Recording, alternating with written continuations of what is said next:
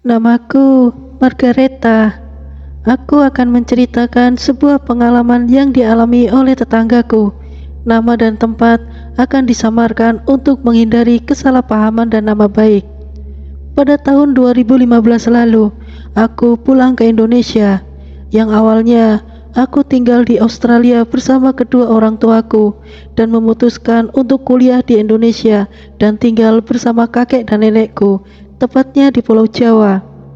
Aku mempunyai tetangga bernama Sekar yang lumayan akrab denganku.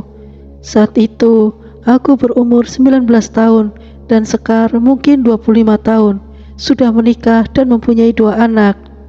Bisa dibilang keluarga Sekar lumayan sederhana, meskipun suaminya pekerjaannya dalam bidang pembangunan dengan hasil yang pas-pasan. Tetapi suaminya sangat baik dan berusaha mati-matian untuk memenuhi kebutuhan keluarganya. Namun, Sekar sendiri selalu iri dengan apa yang aku punya, dan dia selalu menuntut suaminya untuk melengkapi kebutuhannya sendiri. Sekar sering main ke rumah kakek bersama anak-anaknya, mungkin melihat isi kamarku, dan timbullah rasa iri dalam dirinya. Hingga Sekar berani untuk meminjam bank plecet. Mungkin seperti rentenir kali ya. Tetapi bank plecet ini lebih manusiawi, tanpa ada jaminan, hanya dengan KTP saja. Sekar bisa mencukupi kebutuhannya setelah meminjam bank tersebut. Tetapi untuk kebutuhan keluarganya semakin berkurang, karena setiap harinya bank tersebut datang untuk meminta angsuran. Akhirnya, Sekar mulai bersembunyi-sembunyi menghindari bank tersebut dan sudah jarang lagi main ke tempat kakek. Semakin lama, banyak orang-orang yang mencari Sekar untuk menagih hutangnya. Kakek pun akhirnya membantu melunasinya karena suaminya tidak bisa membayar dan dia tidak bisa bekerja karena Sekar pergi entah kemana. Suami Sekar akhirnya diberi pekerjaan oleh kakek, ya sekedar untuk bersihkan kebun atau merenovasi atap rumah kakek. Berkat itu juga suami Sekar bisa berikan kebutuhan anak-anaknya yang keduanya masih duduk di bangku sekolah dasar. Beberapa bulan berlalu, Sekar akhirnya kembali. Namun sungguh hal yang tidak terduga, Sekar bukan lagi yang dulu. Saat itu Sekar sudah sukses, lebih terlihat menarik, cantik dan tentunya kaya. Disinilah aku mendengar secara langsung apa yang dialami oleh Sekar. Jadi kisahnya sebagai berikut. Saat itu, ketika Sekar dikejar-kejar oleh orang penagih hutang, dia kabur dari tempat tinggalnya, meninggalkan suami dan anak-anaknya yang masih kecil. Sekar bertekad tidak akan kembali sebelum dirinya sukses dan bisa mencukupi kebutuhan anak-anaknya. Dia tidak peduli dengan suaminya yang tidak bisa membahagiakan Sekar. Andai saja dia tidak memiliki anak, Sekar tidak sudi menemui suaminya lagi. Sekar punya seorang teman. Kakeknya adalah seorang juru kunci Gunung Kemukus, dan dia membantu untuk ritual pesugihan. Sekar pun meminta temannya untuk menemui kakeknya. Rumah kakeknya ini berada di lereng gunung, tanpa listrik, hanya menggunakan penerangan sentir lampu dari minyak. Beliau tahu maksud kedatangan Sekar dan berikan arahan-arahan untuk mengurungkan niatnya. Dok, jika kamu nekat ingin melakukan pesugihan, resiko ditanggung sendiri. Surgamu ada di dunia saja dan akhirat neraka tempatmu berada, kata Mbah Gito, juru kunci. Iya Mbah, aku siap, jawab Sekar sempat berpikir sejenak, tetapi dia memutuskan untuk melakukannya. Mbah, apakah ada tumbalnya? Kata Sekar. Tumbalnya setiap malam Jumat kamu harus bersetubuh dengan empunya, jawab Mbah Gito. Sekar terdiam, bingung harus memutuskan seperti apa. Dia selalu takut untuk kembali tanpa hasil. Akhirnya dia memutuskan dengan niatnya. Tidak mudah memang, Dok. Lebih baik urungkan niatmu, bekerja lebih baik, toh kamu masih muda, kata Mbah Gito yang kemudian berdiri seakan percakapan mereka telah selesai. Tunggu Mbah, aku yakin aku akan melakukannya Mbah, Sekar langsung menjawab tanpa pikir panjang lagi. Baiklah, jika itu maumu, Nduk. Datanglah besok tepat malam Jumat dan siapkan apa yang aku minta. Bagito memintanya untuk datang kembali serta memintanya menyiapkan bahan-bahan untuk proses ritual. Beberapa hari berikutnya, Sekar datang kembali sore itu, dan tepat hari Kamis, dia sudah menyiapkan segala sesuatunya yang Bagito perintahkan.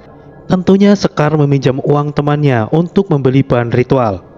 Malam harinya, Bagito menyuruhnya untuk mandi, dan sudah disiapkan sebuah bak mandi berisi berbagai macam bunga.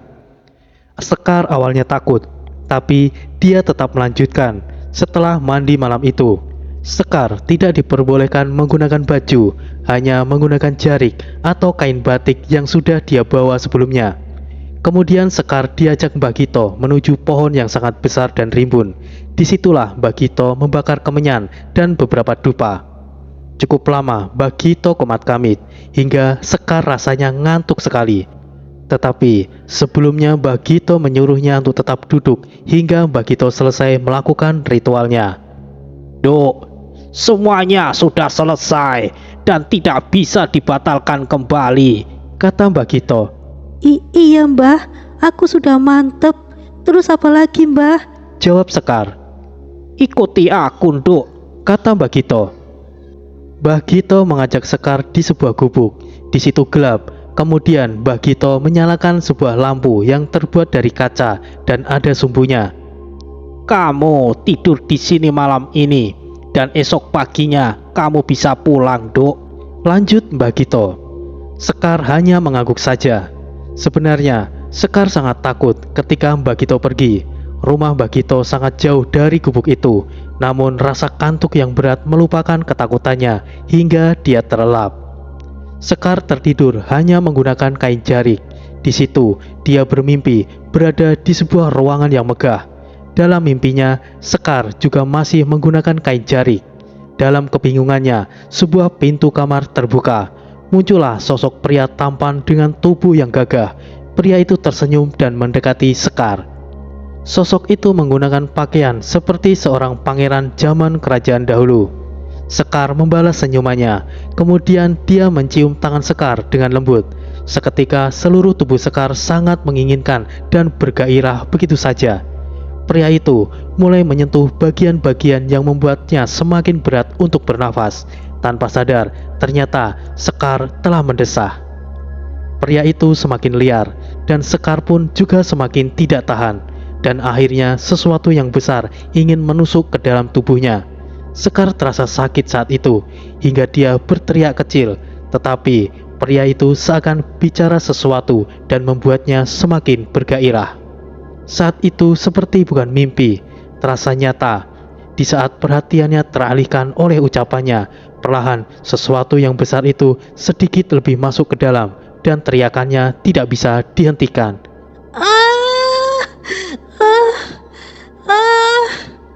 Semakin Sekar berteriak, benda itu semakin masuk lebih dalam, sakit, perih, pedih, dan hingga Sekar. Saat itu, Sekar benar-benar merasakan secara nyata, tidak seperti mimpi dan berlangsung sangat lama.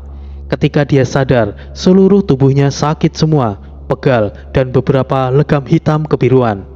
Namun, Sekar lupa tentang rasa sakitnya setelah melihat ribuan lembar merah ratusan ribu. Karena dia terbaring di tumpukan uang-uang tersebut. Masih di dalam gubuk di mana Sekar tidur. Di situ juga tersedia tumpukan karung beras tersusun rapi. Sekar ambil karung tersebut dan memasukkan semua uang yang ada di gubuk tersebut. Satu karung 25 kilo penuh dengan uang ratusan ribu. Mungkin totalnya miliaran rupiah. Dengan perasaan gembira, Sekar keluar dari gubuk tersebut menuju rumah Bagito.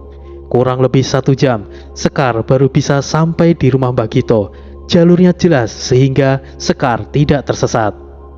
Sudah kembali kamu, Nduk. Segeralah mandi dan pakai pakaianmu, pinta Bagito.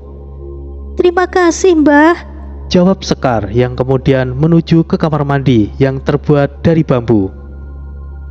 Sekar lumayan lama untuk mandi. sambil membayangkan uang yang begitu banyak dia dapatkan. Bahkan uang tersebut dia bawa ke dalam kamar mandi. Ketika dia mandi, yang dia pikirkan adalah beli ini, beli itu, dan sebagainya. Selesai mandi, Sekar langsung menemui Mbah Gito. Mbah, terima kasih sudah membantu. Ini sebagian buat Mbah.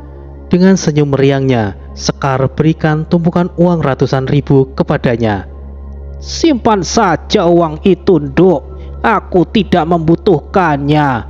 Jawab Mbah Gito menolak. Terima kasih Mbah. Jika begitu, saya pamit. Sekali lagi, terima kasih banyak Mbah. Tanpa banyak basa-basi, Sekar langsung pergi dari rumah reot tersebut. Sekar kemudian pergi dengan perasaan gembira. Angan-angannya sangat tinggi, ingin membeli sesuatu yang selama ini tidak pernah Sekar punya. Tetapi saat itu, sang pangeran kuda membisikkan sesuatu kepada Sekar, bahwa dia harus membeli rumah terlebih dahulu dan menyiapkan satu kamar khusus untuknya. Sekar kemudian ke tempat temannya. Sekar pun membayar hutang 10 kali lipat bahkan lebih, dan Sekar memintanya menemaninya untuk mencarikan rumah. 2 hari setelah itu, Sekar mendapatkan rumah yang lumayan mewah seharga 700-an juta. Seluruh rumah Sekar isi semua perlengkapan yang kurang lebih seharga 400 jutaan. Selama beberapa hari, Sekar sibuk berbelanja. Hingga tiba pada malam Jumatnya, sang pangeran telah datang. Seperti janjinya, Sekar harus melayani pangeran tersebut. Kedua kalinya Sekar melayaninya. Sekar baru merasakan kenikmatan yang luar biasa. Meskipun setiap berhubungan ada cap lebam hitam kebiruan di tubuhnya, berbentuk seperti kaki kuda. Tidak pernah Sekar hiraukan itu. Yang Sekar lihat adalah seorang lelaki tampan, gagah, dan sangat perkasa.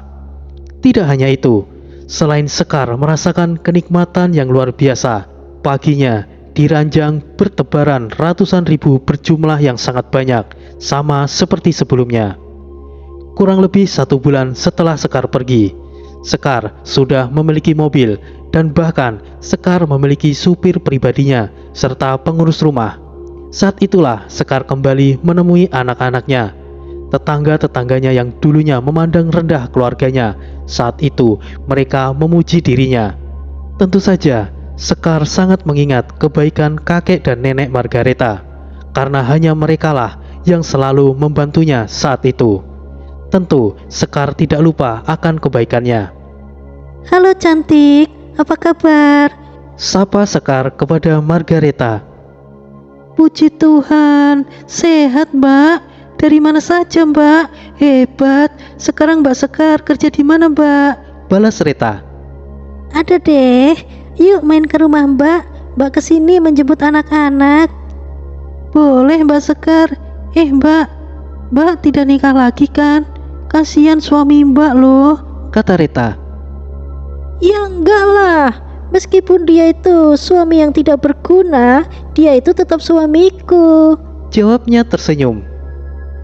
Puji Tuhan, syukurlah jika begitu Mbak Sekar. Balas Reta tersenyum. Mereka ngobrol banyak dengan Reta, begitu juga dengan kakek dan neneknya. Hari itu juga Sekar mengajak anak-anaknya ke rumah barunya. Tentunya suaminya juga ikut, karena anak-anak pada merengek minta ayahnya untuk ikut. Sekar tidak punya pilihan untuk mengajak suaminya. Jujur, Sekar tidak punya saudara dekat. Semuanya menjauhinya karena Sekar dulunya nekat ingin menikah dengan suaminya saat itu. Orang tuanya pun tidak merestui awalnya. Namun pada akhirnya ayahnya merestui ketika beliau hendak meninggal, dan ibunya sudah lama meninggal ketika Sekar masih kecil. Saudara-saudaranya semuanya dari istri kedua ayahnya. Sekar tidak dapat warisan apa-apa ketika ayahnya meninggal. Semuanya dikendalikan oleh istri keduanya atau ibu tirinya. Sekar hidup kekurangan, mereka tidak ada yang mau membantu sedikit pun. Sedangkan keluarga suaminya pun orang yang tidak mampu. Bodohnya, Sekar dulu buta karena cinta. Mau bagaimana lagi, semuanya sudah terjadi. Anak-anaknya bernama Rido dan Aisyah. kakak laki-lakinya kelas 6 SD, sedangkan adik perempuannya kelas 4 SD. Rido, Ais, mulai sekarang ikut sama mama ya. Nanti mama berikan apa yang kalian mau, oke? Ucap Sekar dengan gayanya yang luar biasa. Iya bu, Rido mau bu. Ais juga mau ibu. Nah, mulai sekarang panggil mama ya, jangan ibu lagi. Nanti mama belikan semuanya, apa yang kalian mau, bagaimana? Dek, kamu dari mana saja? Dan bagaimana kamu bisa dapat mobil begini? Kata suaminya yang bernama Ahmad. Dari mana aku dapat? Yang penting aku mampu. 5 tahun loh, kamu bekerja tidak ada hasil yang memuaskan. Kamu diam saja mas. Jawab Sekar ketus. Astagfirullah dek, begini-begini aku juga suami kamu. Aku juga berusaha dek, balas Ahmad. Sudah, cepetan mau ikut atau tidak? Aku tinggal kamu nanti di sini. Balas Sekar dengan kasar. Ahmad lalu diam dan masuk ke mobil. Reta cantik, ayo sini, cepetan. Teriak Sekar. Iya mbak. Jawab Reta. Mereka pun akhirnya pergi dan menuju ke rumah Sekar. Kurang lebih 1 jam, Sekar sampai di rumah. Anak-anaknya kegirangan melihat rumah yang mewah. Ahmad pun hanya melongo. Rumah dengan desain minimalis, warna abu-abu kombinasi merah, dan lantai 2, pagar berwarna cat putih, dan pintu gerbang berwarna hitam. Ayo masuk. Kenapa cantik? Tidak usah kaget.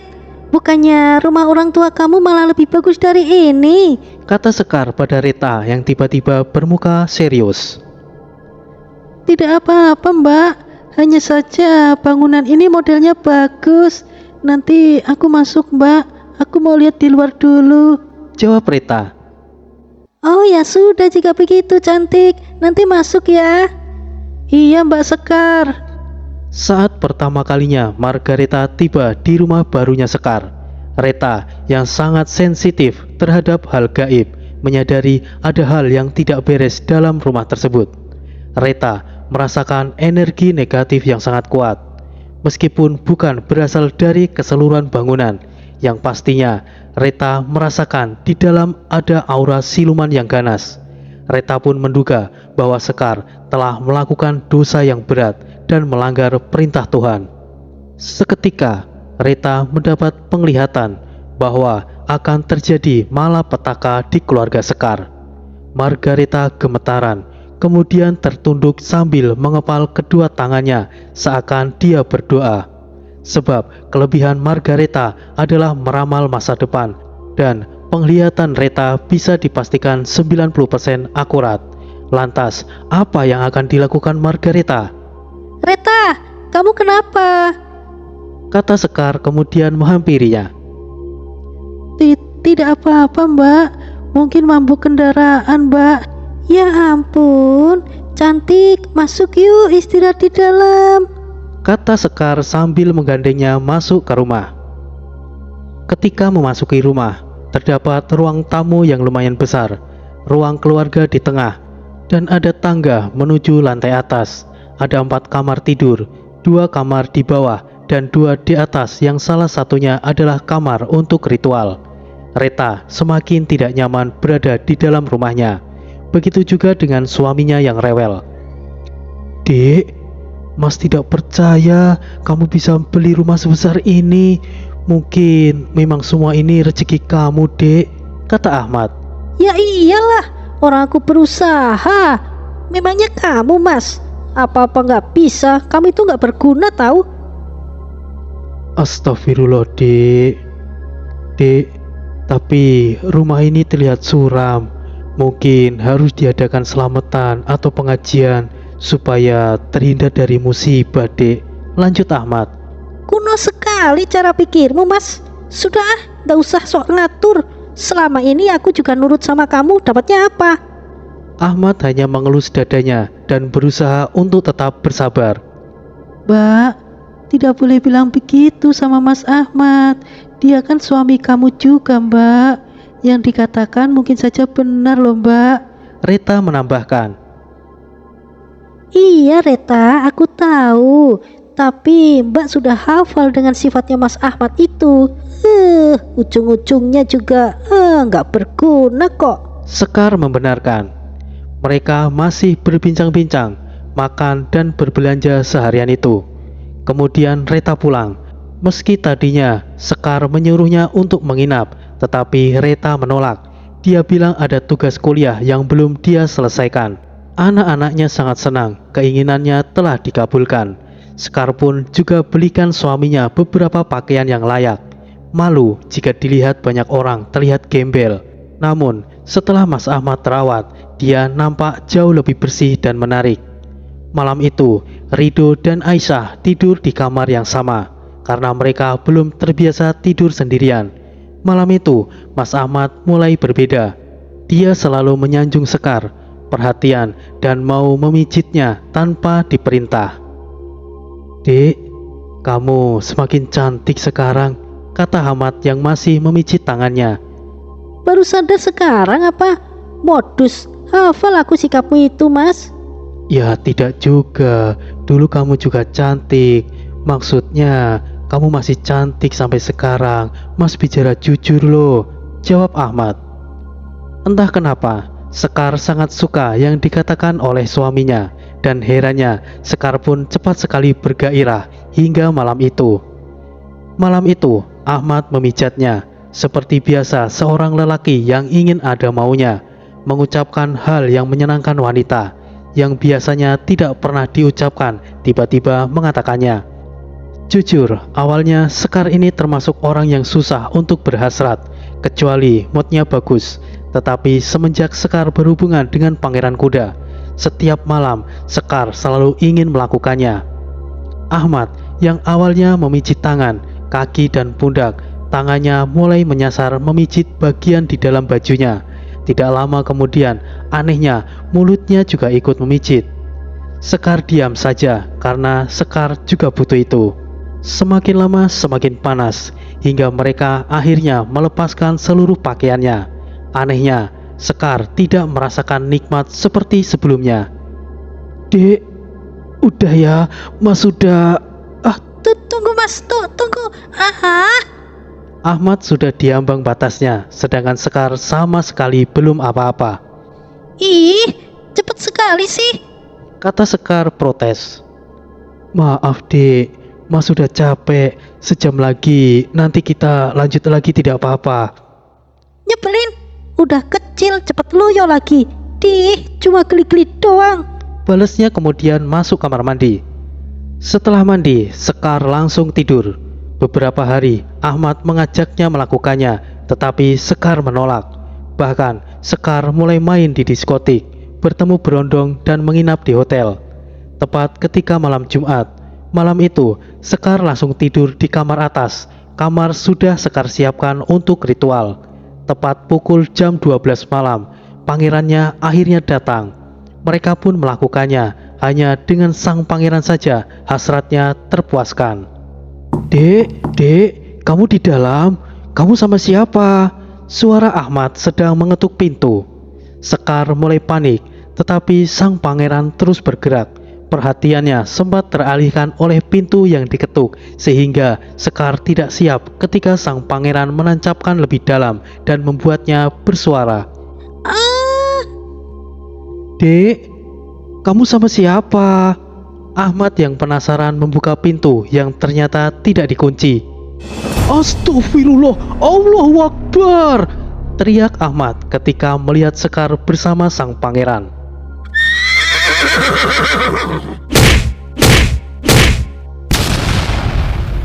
Sang pangeran seperti marah dan menerjang Ahmad. Seketika Ahmad tergeletak tidak bersuara. Sekar hendak bangun, tetapi sang pangeran tidak mengizinkannya. Malah pangeran semakin kasar dan ngebut. Sekar pun berteriak sepanjang malam itu, hingga paginya Sekar tidak berdaya untuk bangun. Tetapi Sekar mencoba untuk bangun dan menghampiri Ahmad, dan ternyata dia sudah meninggal. Sekar sangat panik, kemudian menyeret Mas Ahmad ke kamarnya biasa dia tidur. Kemudian dia kunci rapat-rapat kamar di mana Sekar melakukan ritual. bahkan sebelum sempat untuk mengambil uang yang berserakan di sana. Sekar langsung panggil supirnya untuk mengangkat Mas Ahmad masuk ke mobil dan dibawa ke rumah sakit. Supirnya pun berkata bahwa Mas Ahmad sudah meninggal, tetapi Sekar tetap menyuruhnya membawa ke rumah sakit. Kata dokter, Ahmad meninggal beberapa jam yang lalu dan dia mengatakan bahwa terkena serangan jantung. Sekar sempat mengatakan bahwa lebam di dadanya kemungkinan yang membuat suaminya tewas. Tetapi dokter dan lainnya mengatakan tidak ada tanda-tanda lebam di sekujur tubuhnya. Berkat itu pula, kematian suaminya dianggap sebagai murni kematian biasa, sehingga tidak ada kewenangan oleh pihak berwajib. Setelah beberapa hari proses dan acara pemakaman, Sekar baru merasakan penyesalan, terutama untuk anak-anaknya, karena mereka lebih dekat dengan ayahnya. Mbak, sebenarnya apa yang terjadi? Kata Rita. Hanya kecelakaan, Reta. Mas Ahmad jatuh dari tangga malam itu. Katanya berbohong. Sekar jelas tahu bahwa Reta menyadari bahwa dia berbohong. Tetapi buat apa juga dia harus jujur kepadanya. Setelah dari pemakaman, dia menemui Mbak Gito. Sebelumnya Sekar menyewa pengasuh untuk anak-anaknya. Sampai di rumah temannya, Sekar menyuruh sopirnya menunggu di rumah temannya. Sekar kemudian menuju ke rumah Mbak Gito. Sesampainya di sana, ternyata ada tamu. Sekar menunggu sejenak hingga orang itu pergi. Permisi, Mbah. Saya kesini hanya ingin... Siapa yang meninggal, Dok? Sekar belum sempat mengatakannya, tapi Mbak Gito sudah menebaknya. Jadi begini, Mbah. Panjang lebar Sekar jelaskan. Dok, itu semua kesalahanmu dan kelalaianmu. Jangan kamu sesali. Semuanya sudah terjadi dan jangan membuat marah sang empunya. Sebab ketika empunya marah, hal mengerikan akan terjadi. Jelas Mbak Gito. Sekar berada di kediaman Mbak Gito cukup lama. Selain menanyakan masalahnya, Sekar juga berencana ingin membatalkan pesugihan itu. Karena Sekar sudah mencukupi. Namun sayangnya Mbak Gito tidak bisa membantu. Akhirnya Sekar pulang. Sekar sempat mampir juga di salah satu pondok pesantren.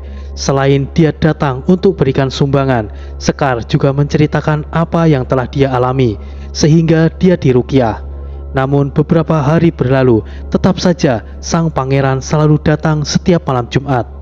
Sekar putuskan untuk bersenang-senang saja. Setiap malam dia habiskan pergi menginap di hotel bersama berondong yang dia sukai. Dan hal itu terjadi setiap malamnya, berganti-ganti berondong, kecuali malam Jumat. Sekar pun jadi kurang perhatian dengan anak-anaknya. Beberapa bulan dia jalani kehidupan yang penuh kemewahan dan kenikmatan. Hartanya pun tidak pernah berkurang. Apalagi ketika dia sedang haid, sang pangeran justru malah lebih bergairah. Dan uang yang dia dapatkan juga bertambah banyak ketika dia sedang haid. Namun, suatu kejadian yang membuatnya menyesal terjadi. Malam itu, seperti biasanya, Sekar menunggu sang pangeran. Sebelumnya, dia menidurkan Ridho dan Aisyah terlebih dahulu. Karena pengasuhnya ada urusan yang mendesak, sehingga dia libur beberapa hari.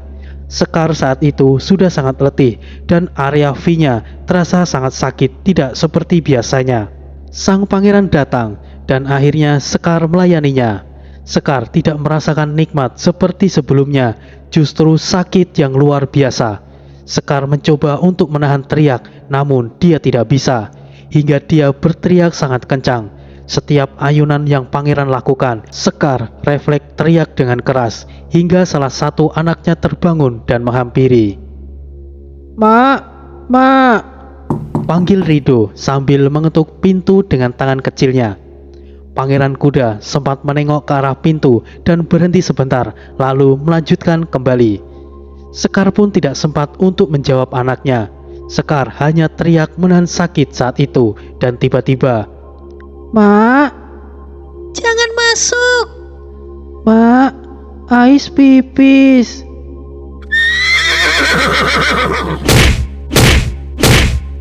Ridho yang masih polos tidak tahu apa-apa, tidak menghiraukan ucapan ibunya. dia masuk dan hal mengerikan pun terjadi. Rido yang hanya ingin bilang bahwa adiknya mengompol dan membuatnya tidak nyaman. Namun Sekar yakin bahwa pintunya telah terkunci dari dalam. Tidak mungkin anaknya bisa masuk. Sayangnya semua itu terjadi dengan sangat cepat. Sekar hendak menghampiri anaknya, tetapi Pangeran Kuda sudah keburu berada di atasnya. Sekar hanya memandangi anaknya yang tergeletak sambil menangis dan berteriak kesakitan. Sekar berulang kali untuk memberontak, tapi tidak bisa dia lakukan. Pagi harinya, Sekar langsung bawa Rido ke rumah sakit. Dalam perjalanannya, tidak henti-hentinya Sekar menangis. Dan yang dikatakan oleh dokter adalah sama, anaknya meninggal terkena serangan jantung. Sekar satu-satunya yang paham apa yang sebenarnya terjadi. Saat itu, Sekar merasakan penyesalan yang sangat-sangat dalam. Setelah proses pemakaman anaknya Rido, Aisyah dititipkan kepada kakek Reta. Sekar sangat frustasi. Minum dan beberapa kawan-kawan di diskotik menawarkan barang-barang terlarang lainnya. Sekar pun juga menginap di hotel bersama Berondong, tetapi saat itu entah kenapa area V-nya menjadi bau dan tidak ada yang mau tidur dengannya. Sekar pulang ke rumah pagi itu karena hari itu Kamis. Di depan gerbang rumahnya ada seseorang menggunakan pakaian suster, memegang buku atau kitab dan memakai kalung salib. Dari dekat, Sekar perhatikan dia adalah orang yang dia kenal, Margareta. Hai cantik, sudah lama di sini. Lumayan, Mbak, jawab Reta tersenyum. Kemudian Reta dipersilakan masuk. Reta pun langsung mengatakan ke intinya bahwa dia tahu apa yang sedang Sekar kerjakan, dan dia mengaku bisa mengusir Pangeran Kuda itu. Tentunya Sekar mengelak awalnya, tapi dia akhirnya jujur dan menceritakan kebenarannya. Mbak, tidak perlu disesali lagi. Demi Tuhan, aku akan mencoba untuk mengusir siluman jahat itu, Mbak, kata Reta menenangkan. Tentunya Sekar antara percaya dan tidak dengan apa yang dikatakan oleh Margareta. Sekar mencoba untuk mencegahnya karena dia takut Pangeran Kuda juga akan melukai Margareta. Tapi malam sebelum Pangeran Kuda datang, Reta sudah menyiapkan tempat di sebelah kamar yang khusus untuk digunakan ritual. Dan Reta menunjukkan sesuatu yang membuat dia yakin dan tidak takut. Sebab Margareta diikuti oleh sosok bertanduk 3 yang siap menjaganya. Sosok itu adalah Cupid. Makhluk itu kecil tetapi menyeramkan, memiliki 3 tanduk yang ujungnya mengeluarkan api, yang menurutnya itu adalah iblis. Reta berada di tempatnya dan sedang berdoa dengan keyakinannya. Sekar menunggu Pangeran Kuda datang di kamar ritual. Tepat tengah malam, suara ringkihan kuda terdengar. Di situ Pangeran Kuda dengan wujud gagahnya muncul, namun tidak langsung mendekatinya. Pangeran Kuda menengok ke arah kiri, seakan dia terganggu. Tetap berada di tempatmu, siluman. Reta membanting pintunya dan mengancam Pangeran Kuda. Pangeran Kuda langsung menghampiri Reta dan hendak menerjangnya. Reta, lari! Teriaknya panik. Cupid, hentikan dia. Perintah Margareta. Kek, kek.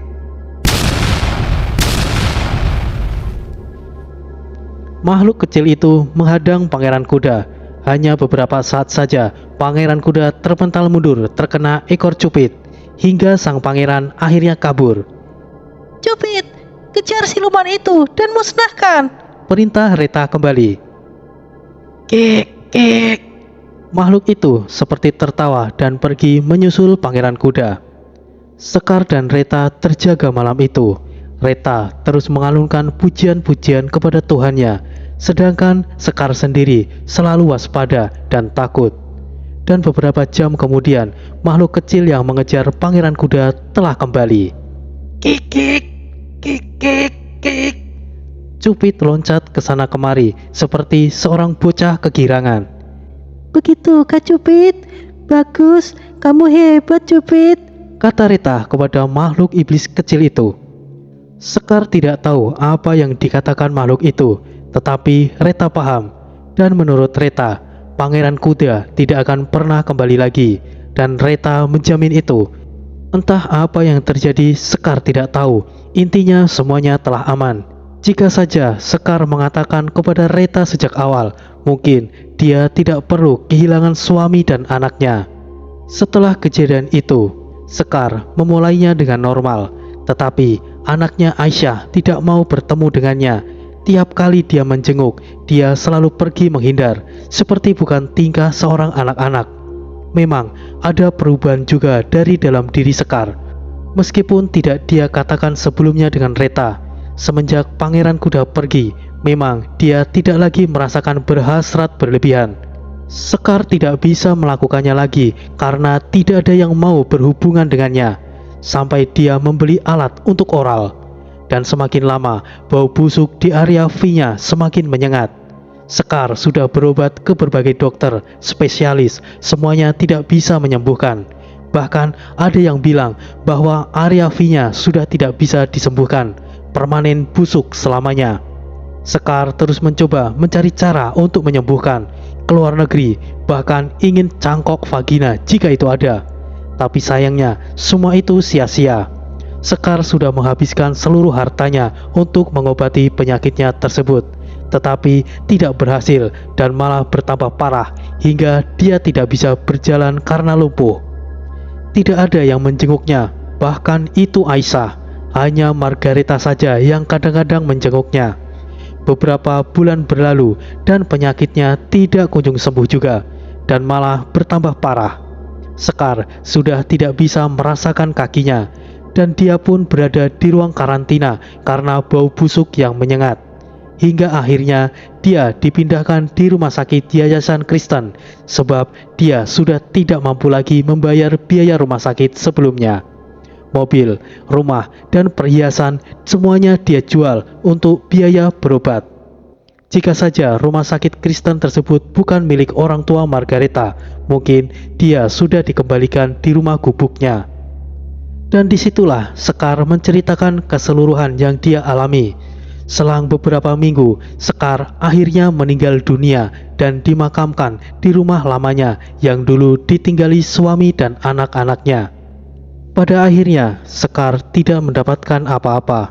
Kekayaannya hanyalah sekejap, kerugian dunia dan akhirat yang dia dapatkan. Selalu syukuri apa yang ada, dan nikmat sesungguhnya adalah hasil dari usaha dan keringat kita sendiri. Cupit, ayo berlibur dan berpetualangan ke Gunung Merapi, Cupit. Kik, kik.